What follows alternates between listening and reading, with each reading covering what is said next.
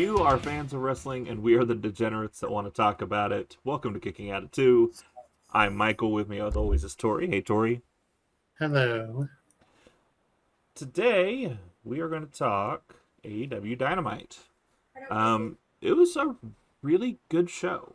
I hate that I say that with surprise, but it was formatted in a way that I really liked it. There was Well, and no, we talked about, kind of like we talked about on Raw, it's the end of the year. You're not quite sure what you're going to get. yeah. It's, I do love the start of the show. So the start of the show, we saw Ricky Starks right off the bat. Um, Dude is a certified star. oh, and Absolutely certified star. Um, Before he can really say anything of merit, though, he kind of goes out there and he has his flowers and he has his moment of like, I almost beat MJF and I almost got the title and it'll happen I again forgot who I someday. was wrestling. He won it because he was dirty, blah, blah, Yeah. blah, which was And a great promo. yeah. And then Jericho and his two cronies come out. You got Garcia with him and you got Guerrero with him. He comes out there and he's giving him all his props and he's like, "Hey, you're a star. You're amazing, and we think you would fit in perfectly with the JAS." And And then then, we got one of the best promos I have ever heard from Starks, and I would dare say best promo I've heard in AEW. I pretty damn close to the best one I've heard over if there. it's not, there's been some other things that I think are right up there. This was easily the best, hands down, the best promo from Ricky Starks ever. This Absolutely. was some of the best trash talk in a long time, too. Yeah. So we proceeded to get all sorts of burns on the Hall of Famer by Starks. He says you're dressed like a single father on his fifth divorce. He compares his physique to an air fryer. He He states said a that few. the Well, the funny thing was he originally complimented him. He was like, "You've kept yourself up to you date. You've made reinvented yourself yourself. relevant." He said, "Because 5 months ago you had the body of an air fryer, and I was done." Um, he says that the Jazz holes, and then he says he can have that one for free. We're brought to you by Sonic. Jr. would be proud. Um, We're he not said brought that to you by Sonic, but if at some point they no, want, give us a hey, shot. you know what? Bring back the sunrise. Like that's all I want. Bring The back the Sonic sunrise smoothie. sunrise.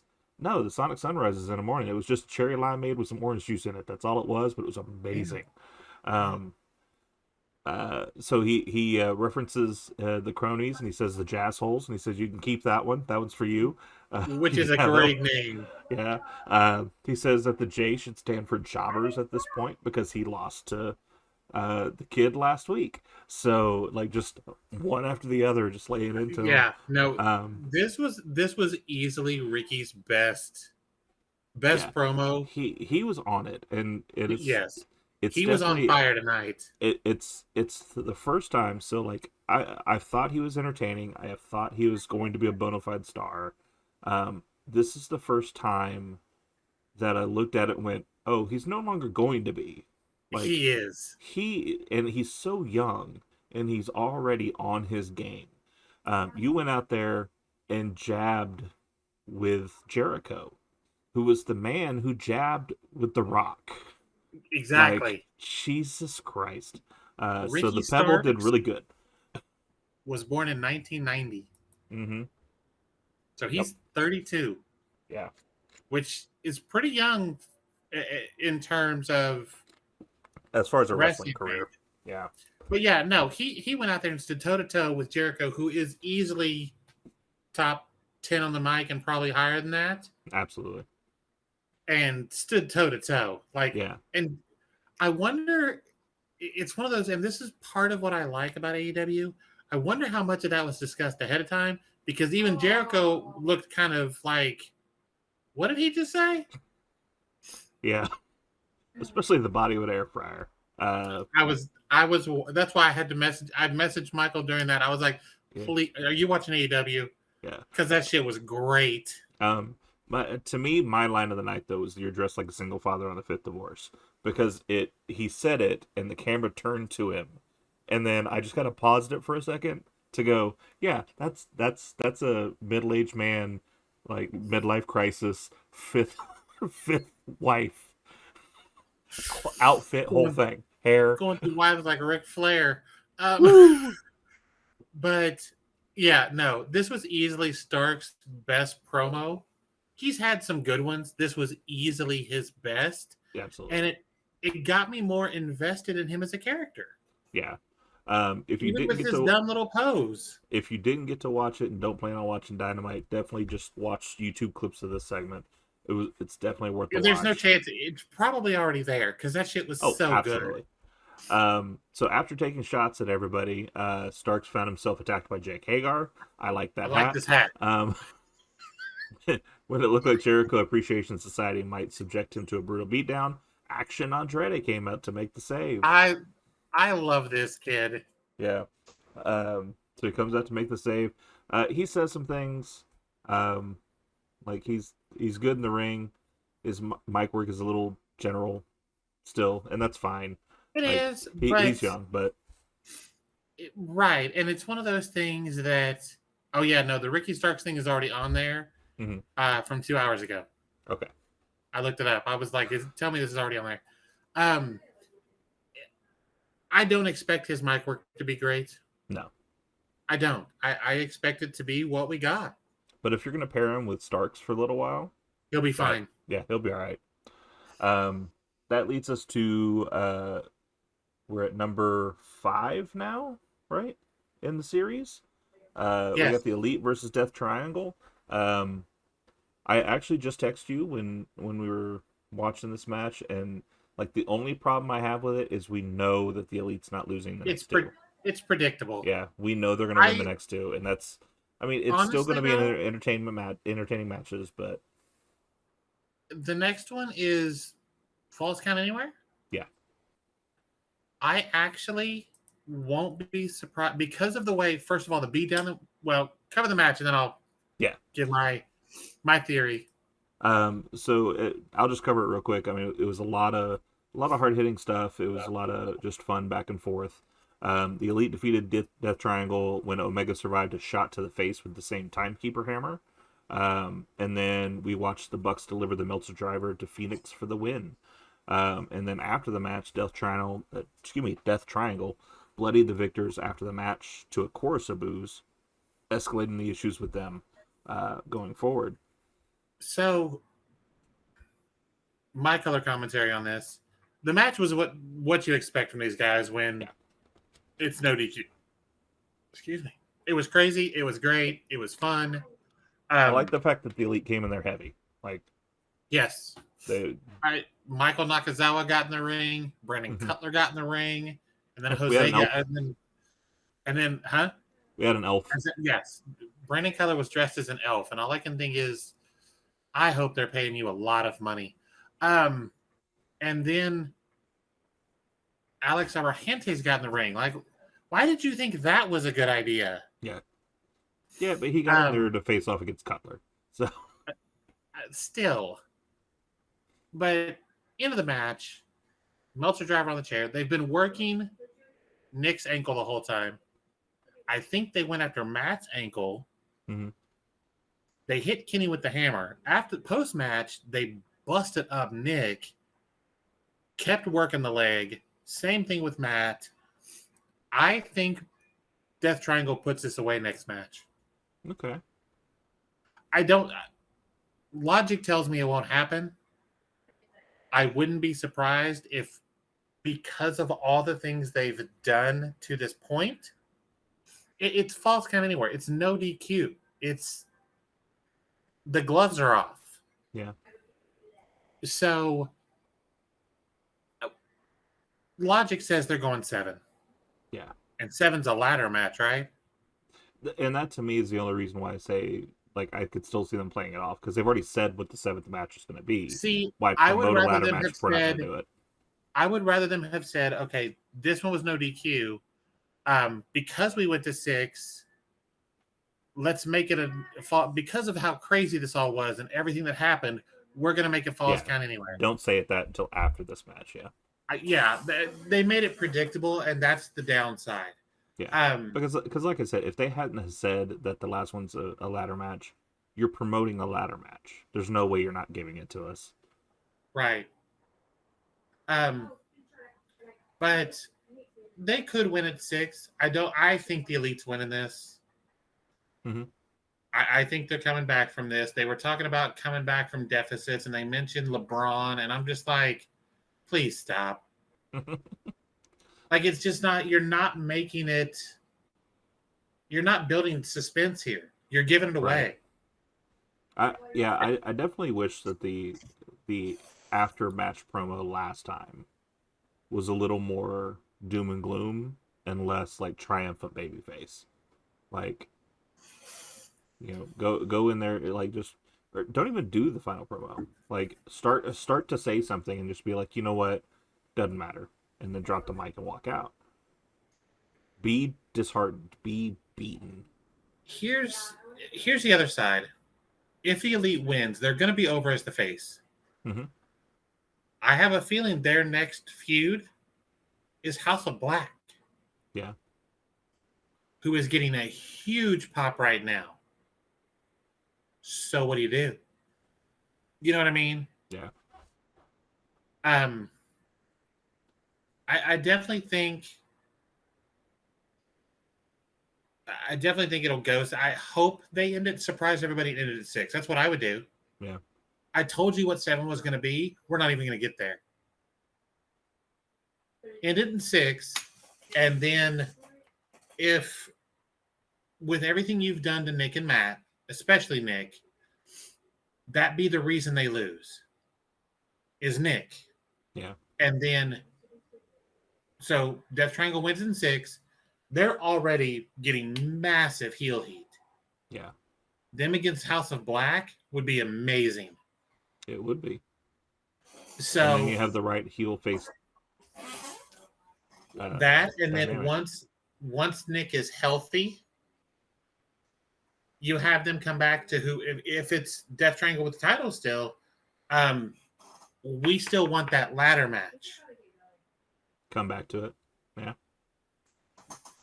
Not a bad idea. All right, so we get Renee in the ring, and she's talking to Bryan Danielson. She starts off by talking about William Regal and what the future holds for Blackpool Combat Club. So he's discussing his relationship with Angle. He seems very like whether he's pulling from something personal or whether he is actually feeling it or he's acting it. It was wonderful. Like it was very heartfelt. These are some of his best. This is very much some of his best work. Yeah, I think they're going to slowly pull him away from the Combat Club too, and I don't think that's a bad thing. I don't think so either. I mean, we already kind of started that because he hasn't been there for any of the BCC stuff recently, right? And so him kind of being on his own would be fine. So he actually calls for MJF to come to the ring. Instead, we get Ethan Page interrupting. And that midget that he walks around with. Yeah. The two go back and forth. There was some insults about vegetables. And then he clowns Stokely Hathaway's big ass head. Mm-hmm. And I was just like, oh my God.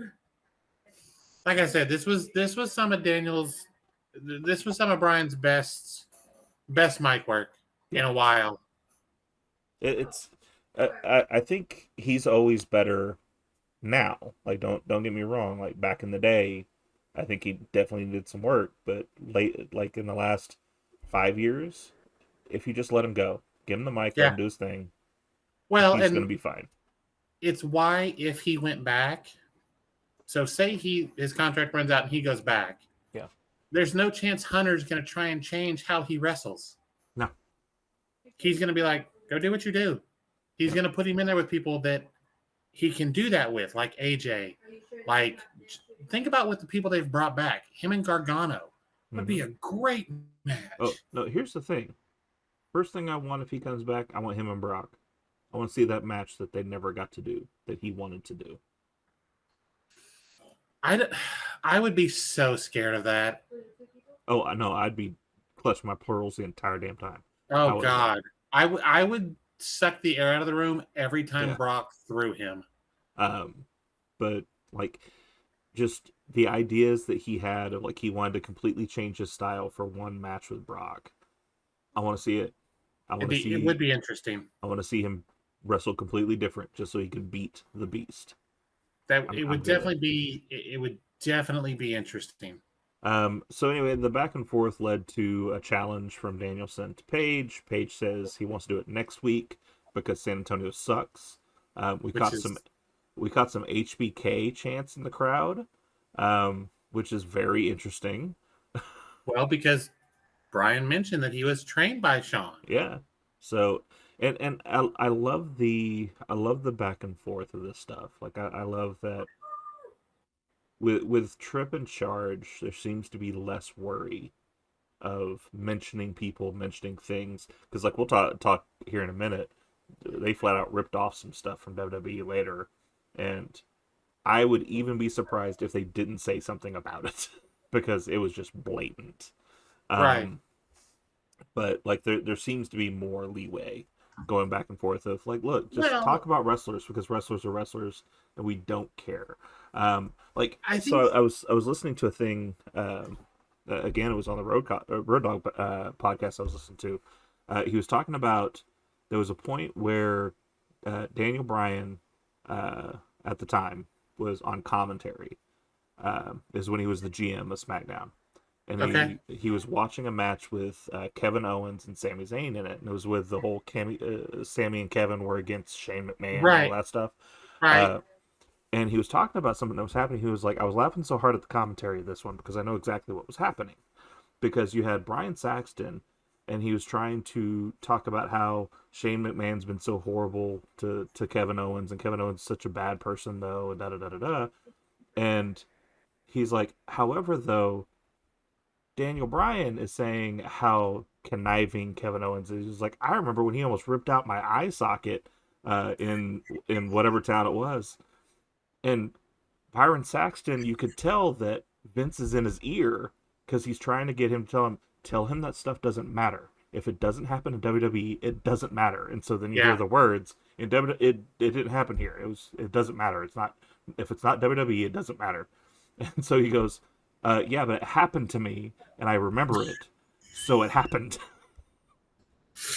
Well, see, and that's one of those things that Brian Danielson knew full well Vince wasn't going to do shit about it No, because he was so over in every way. mm-hmm. In every way. The fact that the Yes movement caught on the way it did, he was egging that cheer on tonight. Yeah, And he had said he wouldn't use it specifically because of intellectual property and respect for. I have no problem with that. yeah. But he was egging it on tonight. Well, and maybe like with Tripp being the one taking over now, maybe it was a conversation of, hey, I wasn't going to do this because I wanted to respect it, but it's Do not you going care? away. Do you care? Yeah, because it's not going away. No, It's it's the what, like it's the what's what? never going It's the away. woo. Yeah, It's the um, same thing, especially in Texas. yeah, like that You're going stuff's to get never going away. whatted out of the building. Yeah. Um. So yeah, so Paige puts that off to next week. So I guess next week we're gonna get Danielson versus Paige, which is gonna be a good match. Like It should be a great match until I think Stokely it's goes and screws it up somehow. well, I think I'm betting on it now. This is gonna be Ethan's best match Oh yeah, because him in there with Daniel, I think will test his mettle and see 100%. really Brian, how good he is. it's the same comparison I've had before. Brian, he was trained by Sean. Yeah. Sean got a great match out of Hulk Hogan. Yep. There's no chance in my mind that Brian Danielson cannot get a great match out of anybody. Yeah. Hell, he had a great match at WrestleMania tagging with Shane McMahon, and he didn't wrestle for 95% of the match. Yeah. He only came in there at the last, at the hot Yeah. tag. And it was still an amazing match just because it was. That's what I'm saying. I just you can't do any wrong with Brian Danielson. He's so good.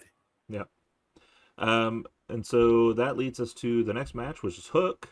Hook comes out and faces Exodus Prime He beats Cybertron by choking him out.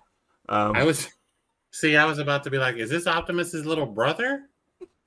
Is he one of the primes? Does he know what's on the dark side of the moon? What are we doing I here? don't It know. is the worst name ever. Interesting name. Uh, Oh my it's god. it's a Hook match though. Like within Hook, seconds, he already Hook whooped has. the shit out of that kid. Yeah, within He jacked seconds, he that already kid had up. him in Red Room and called it today. Called it a day. But the interesting part about it is after the match, Hathaway appears for the second segment within 5 minutes, taunting uh, Hook because they're beating down Jungle Boy. Lee Moriarty's sitting there beating him down, and then he says he's also got trouble with Big Bill, which then they throw him into the trash can, the big dumpster. Choke Um, slam into a dumpster, and then Moriarty threw trash on top of him. I'm like, okay, yeah. that feels like insult to injury. Um, and then Hook just walks to the back, like so it. I don't know. I don't know how. I don't know if I would have played that differently. I don't know how I would have played it differently, because I know like the whole point of him is he's this stoic, unfeeling It's person. it But you did reminds walk me out there last week to save him, so right. It reminds me of Jeff Hardy's debut when he takes the time to stop and dance on the ramp while his brother's catching hands. Like his brother is getting beat down and he stops on the ramp and I'm like, Jeffrey, your brother is taking a beating. Get in the ring. yeah, What do you it's very much that, yeah, because he's just standing in the ring watching this happen, and then the whole just thing like ends, and he just like steps out the ring and walks to the back. It's like, I felt okay, like he are was you Orange going back there to Cassidy. get him, or I felt like he was Orange Cassidy on that one. He was yeah, just like, yep, it's cool. Um, that leads us to Moxley versus Darius Martin. Um, good match. it was a good match. I personally don't. I don't know. I didn't think the styles mixed well for me. I think that was my only problem with it. They Um, didn't. but they did what they could with it. And Um, because of the difference in styles, first of all, I kind of feel like Moxley, they commentary talked about it. He doesn't change his style for anybody. no. He wrestles the same match no matter who he's wrestling. Yep. Excuse me. Um, it did end But with a fun little sequence though. Martin went off for a crossbody, which Moxley countered, stepped over and started unloading the boots to the face, which are always sick. Like that's they always look just horrible. And then got the bulldog choke and the Death Rider to end it. Um, he did kind of mouth to his partner, so I don't know maybe if next week we're going to get those two. Claudio and Dante were kind of nose to nose at one point. So Maybe Claudio to versus me, Dante. Yeah. maybe that Claudio Dante will be a much better match Mm-hmm. than Moxley Darius was. Yeah. But at no chance do I think Dante's winning that. No. Well, and maybe it's just to get them reps. Maybe we get those two in the ring next week, and the week after we get a tag team with both of them. Something. And I just get them some reps and get them in there with some guys that can make them look good. right. I don't know. I liked it. I thought Dante did a good job. There were a couple of Yeah. spots that I was like, I don't think that went like it was supposed to, and they basically just redid it. But they made it look smooth, like he missed it the first time. Oh, he got it the second time. Yeah. Um, but very much different styles. But I enjoyed the match. I thought it was a good match. Yeah. That leads us to the Guns versus FTR.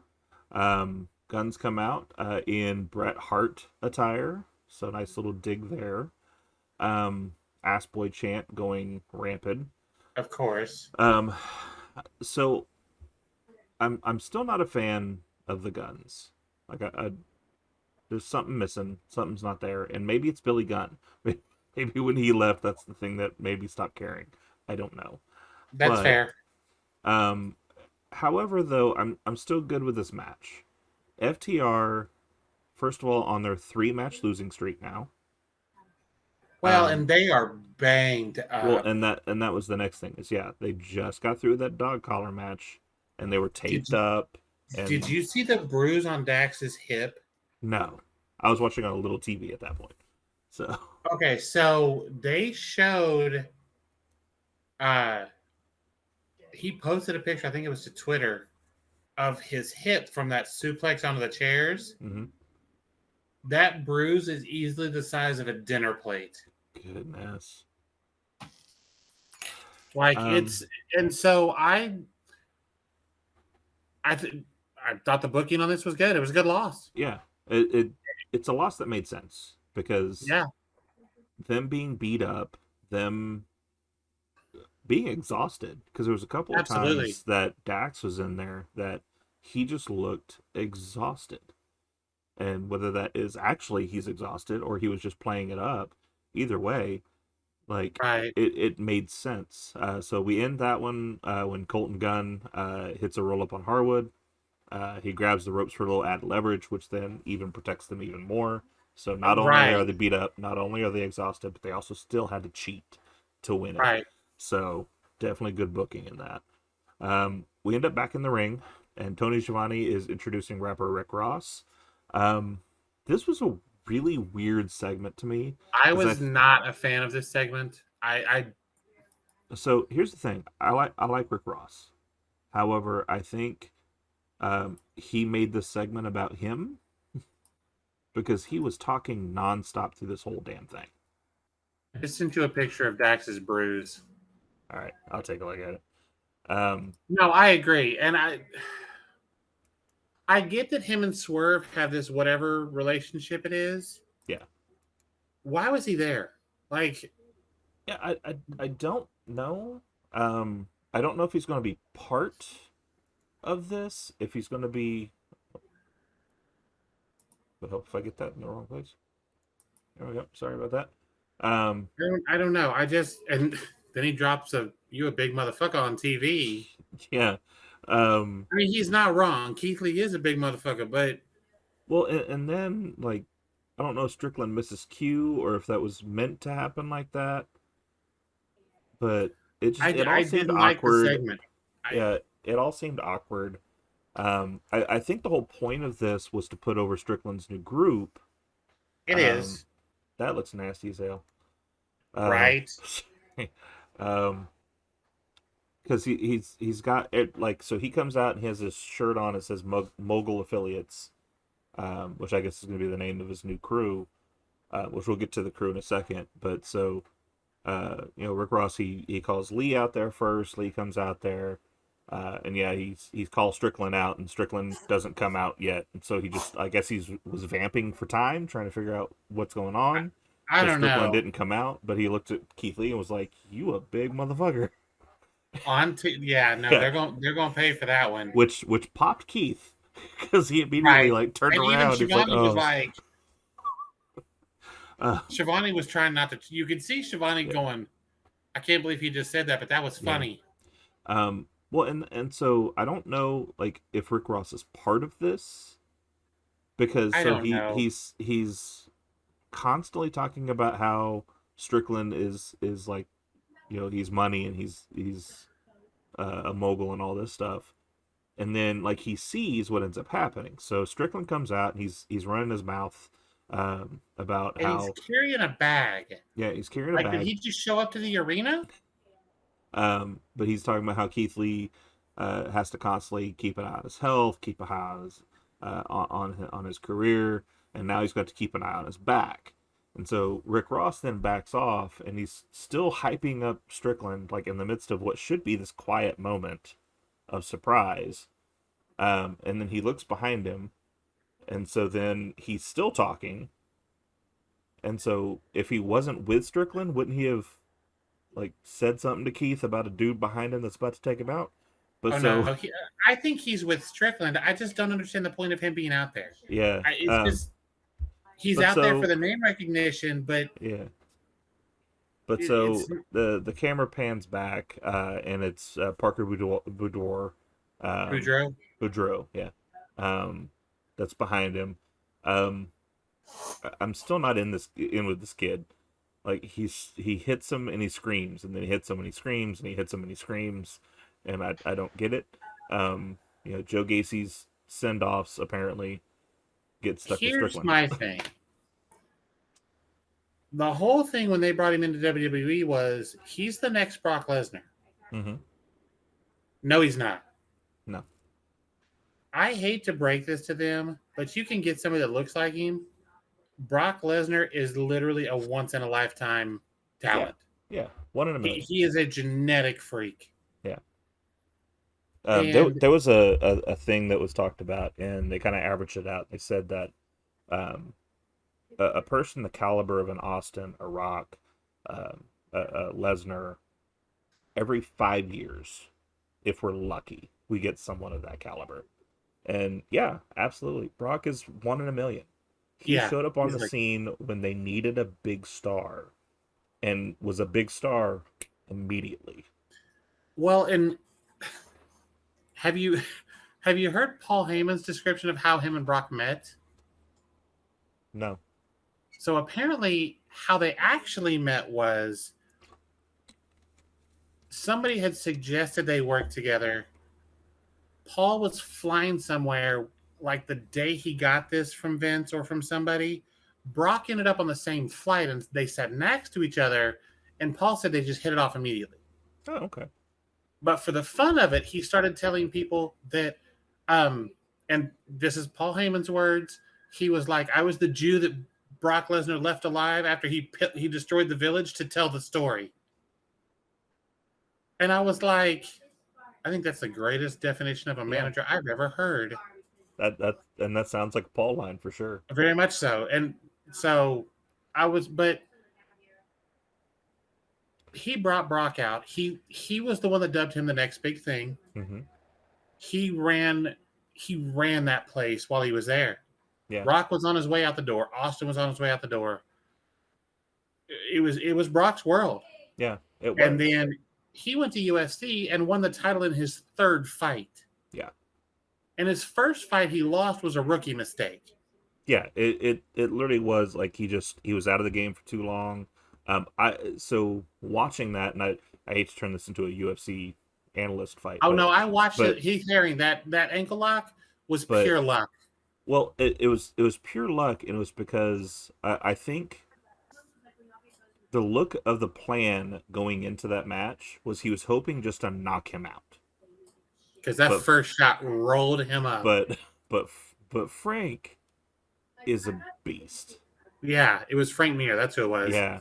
And so like he has him on the ground, he's ground and pounding him, and he's not knocking him out. And so like he didn't know what to do, got up and to regroup and turn around, and just he latched onto that ankle. Right. And but then his second fight was Heath Herring, and that's the one he rolled on his first punch. He just ran out and punched him in the mouth. Yep. And rolled him. And that match was over in no time. And then he beats Couture. Yeah. Brock is a once in a lifetime. He is. And I feel like they put so much on Parker with he's the next Brock Lesnar. He was never going to achieve that. No, and nothing he's done since makes me think he's going to. And that's one of those, like, maybe for an offshoot episode, like people that they said this is the next blah. I hate when that moniker gets put on people, because it's never going to live up to that. I agree. Don't, like a couple of years back, everybody's like, Kevin Owens is the next Austin. No, he's Kevin Owens. No, he's not the next Kevin Austin. Austin is never coming around again. We are never getting something that was that perfect at the time for that character. Just because Kevin Owens was fighting Vince at the time, doesn't mean he's the next Austin. Because it's not the same. It's not. It's absolutely not. And that's just it. And I definitely think we could find several, like Drew McIntyre being dubbed the chosen one. The whole thing with Austin Theory being Vince's handpicked whatever. I definitely think. I definitely do what? Said Daddy's not here anymore. Right. Which was a great line too. But yeah, they put all of this on Parker. And he's so green, because, like, all right, so he's hitting him, he's screaming, he's hitting him, he's screaming. Then he goes to whip him off the ropes, and he completely loses his character for a minute while he's whipping him off the ropes.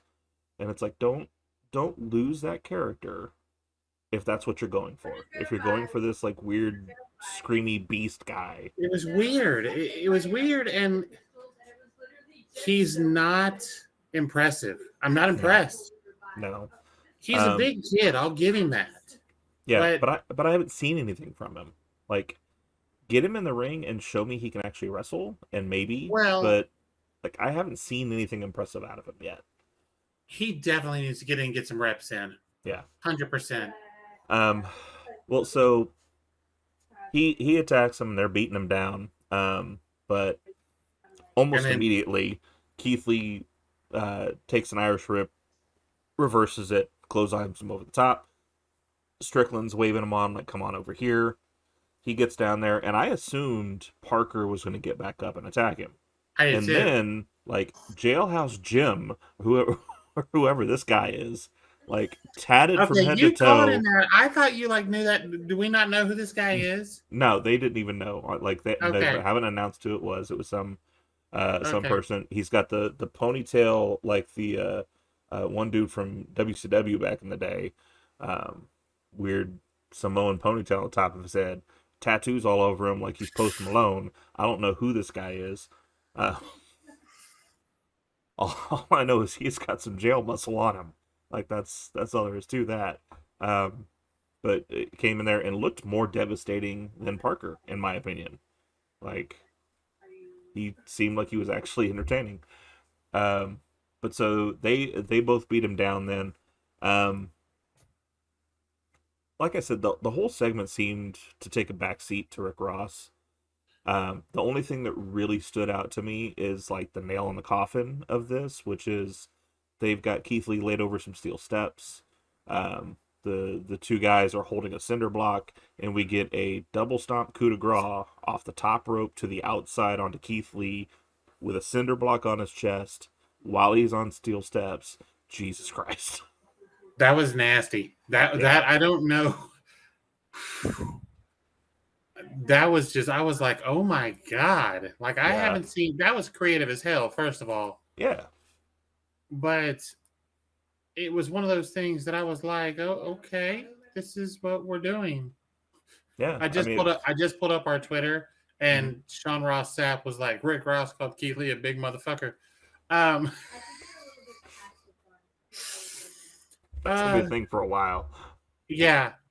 Well, and Denise Salcido pointed out, she was like, who else thought that it was going to be Rick Ross that hit Keith in the back of the head? Yeah, Because that's what I thought was going to happen. so the moment that Strickland said you need to watch your back, have eyes in the back of your head, Rick Ross was like right behind him, and it's like, is Rick Ross gonna like take out Keith Lee? He's going to just Which is cap weird. him right here in But the ring. Just, I mean, what's but next? Is Keith Lee gonna go yeah, get I Bad don't know who Bunny? that guy And was.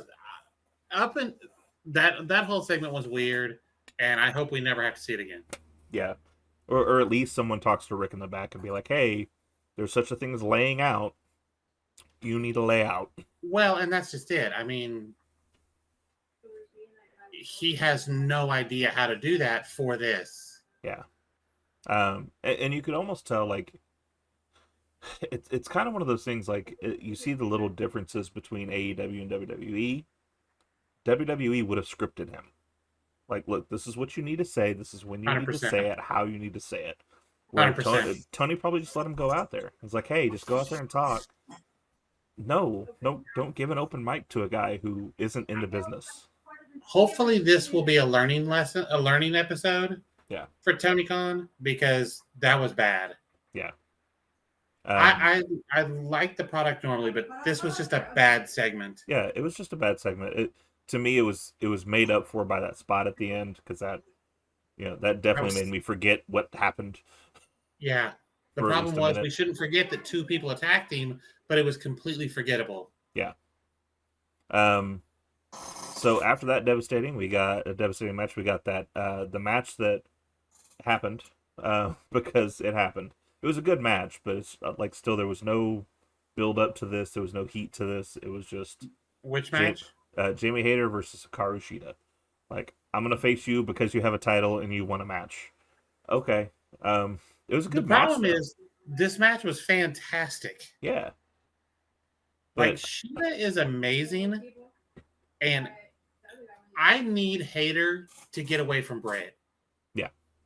because to me, all the crap that Britt is doing takes away from Jamie's match. And Hmm. I understand that's probably the point, Well, but and this could have been a good moment to start those cracks because Sheeta was the thorn in Britt's side. And so yeah, Jamie's saying, I'm going to take care of the person you couldn't take out. and she did. Yeah. And that would have made, to me, a story to this match, which is I what it agree. needed. It was just a match. A great match, but yeah, I agree. It was what was the point? Yeah.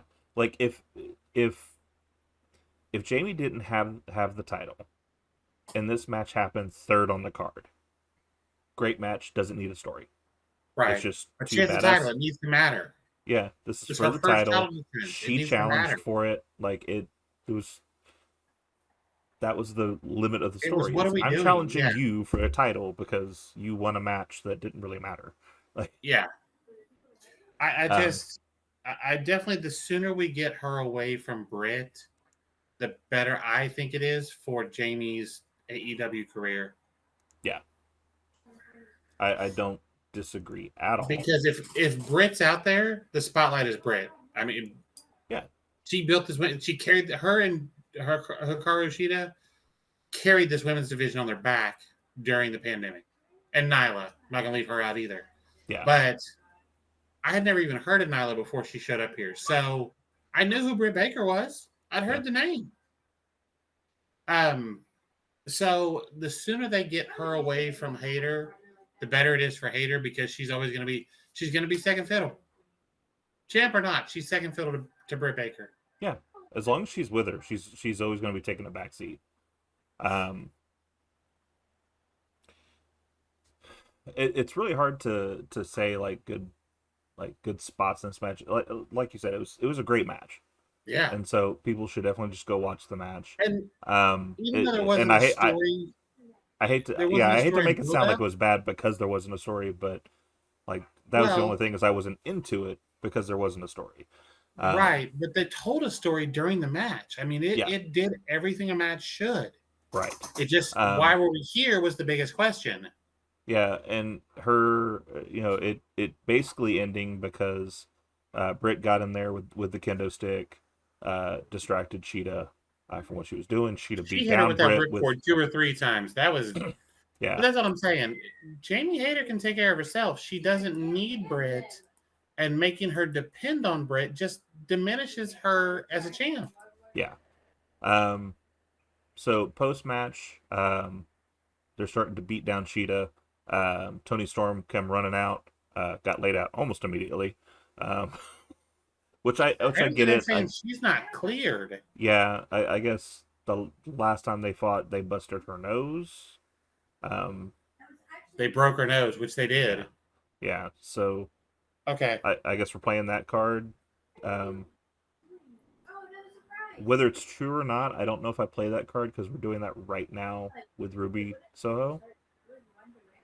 Like that. Well, but no, she literally broke. I'm like, you can see her broken nose. Yeah, no. I don't disagree. I'm just saying, like, I don't know. Well, I don't know but if if we that's lean what on it that with is, that. Yeah.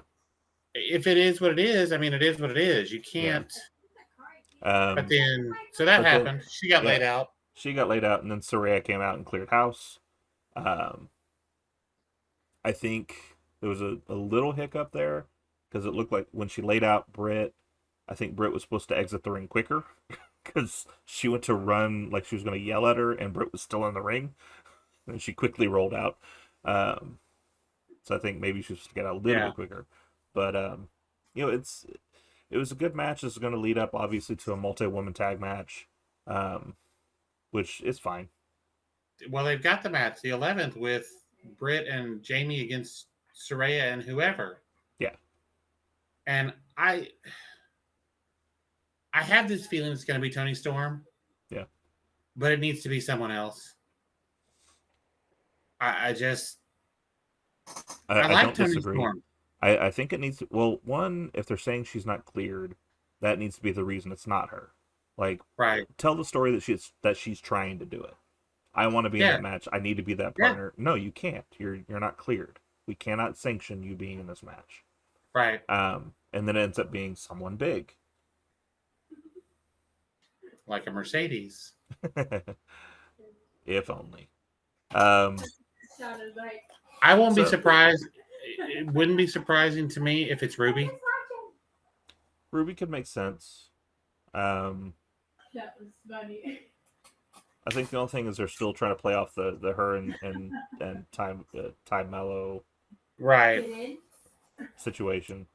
Yeah.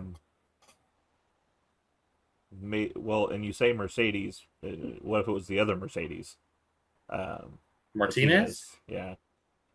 Have her come in, do that one spot. Eh. After the match with Athena, I don't think so. Because that match wasn't as good as it should have been. Yeah.